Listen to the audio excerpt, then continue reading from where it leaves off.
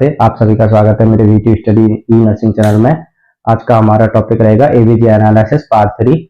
हमने पार्ट 1 में पढ़ा था पीएच स्केल के बारे में, पार्ट 2 में पढ़ा था एवीजी एनालिसिस कैसे करें। अब पार्ट 3 पढ़ेंगे हम लोग कंपनसेट, अनकंपनसेट एंड पार्शली कंपनसेट क्या मैकेनिज्म होता है उसके बारे में पढ़ेंगे। चलिए, आप जानते हैं एवीजी के बारे में। एवीजी होता है आर्टेरियल ब्लड गैस, पार्ट 3।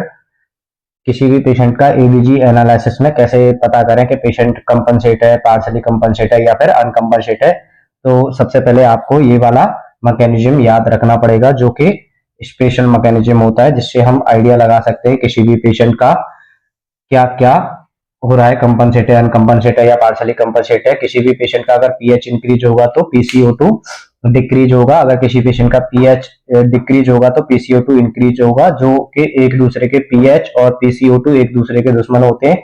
अगर किसी पेशेंट का पीएच डिक्रीज होगा तो बाइकार्ब भी डिक्रीज होगा, अगर किसी पेशेंट का पीएच इंक्रीज होगा तो वो उस पेशेंट का बाइकार्ब भी इंक्रीज होगा। तो ये एक दूसरे के मित्र होते हैं। हमने नॉर्मल वैल्यू पार्ट 1 पार्ट 2 दोनों में डिस्कस किया था। पीएच का जो नॉर्मल वैल्यू होता है 7.35 से लेके 7.45 तक होता है।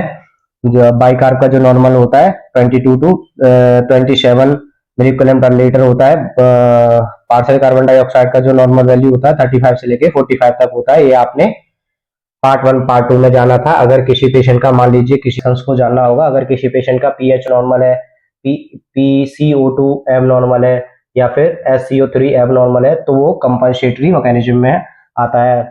नंबर 2 होता है आपका पीएच। अगर किसी पेशेंट का पीएच एब नॉर्मल है, पीसीओ2 एब नॉर्मल है और एससीओ3 नॉर्मल है, यानी कि तीनों ही एब नॉर्मल है, तो उसे पार्शियल कंपनसेट बोलते हैं। अगर किसी पेशेंट का पीएच एब नॉर्मल है, मान लीजिए किसी पेशेंट का पीएच एब नॉर्मल है, पीसीओ2 और बाइकार्ब में से किसी में से एक एब नॉर्मल है और एक नॉर्मल है, तो उसे अनकंपनसेटरी मैकेनिज्म में कंसीडर किया जाता है। आइए चलिए एक बार एग्जांपल से समझते हैं compensatory, partial compensatory and compensatory mechanism को।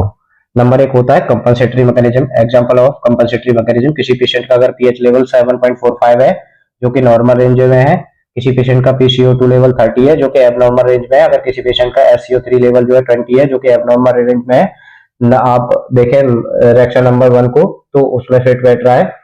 ये पेशेंट में चल क्या रहा है, रेस्पिरेटरी एल्कोसिस कंपनसेटरी मैकेनिज्म चल रहा है।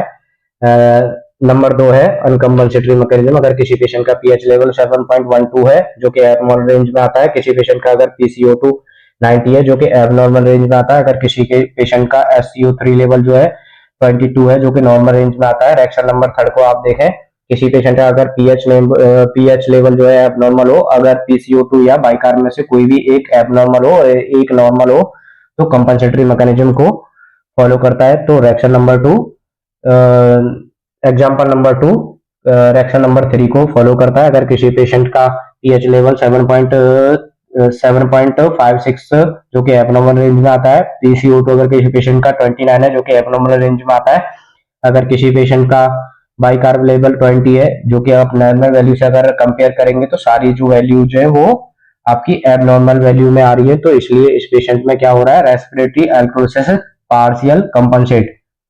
Thank you.